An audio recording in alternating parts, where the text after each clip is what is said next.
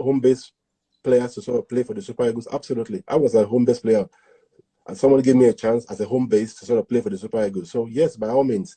But in terms of the development in football, where I am at the moment, on a daily basis, it becomes imperative for any club, any coach that takes up the Super Eagles job that wants to do well to still continue to pick those players because they are getting the best of education. Now, what education are we getting back home in Nigeria?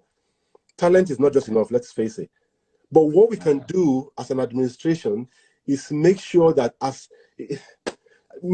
succession plan becomes a lot better.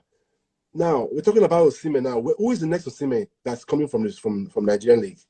Can he begin to train with Osimhen? Can he begin to go to tournament? Can that gradual influx, bringing him into the team, start such that when the time is right for him to sort of start climbing a ladder, that stage is not a cake to him anymore.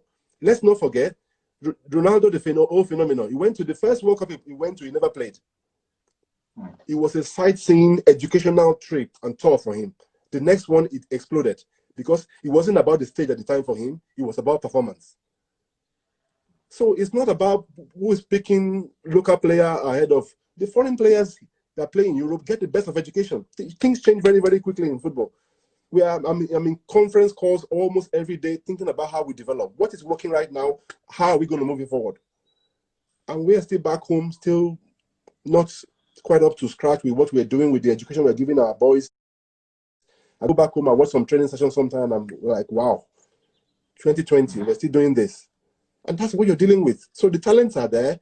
Are we helping our coaches get the best of education to then begin to get the best out of these boys to start with, such that when an Osimhen that's in Germany is coming, and he's coming with somebody from Enyimba, for example, they are almost at par.